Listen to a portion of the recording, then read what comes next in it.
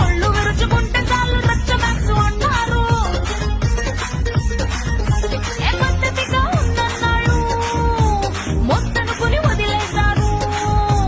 హద్దులు నేరొద్దన్నాగా వద్దన్నా చేసేశారు. ఏం చేసేశారు? Viral viral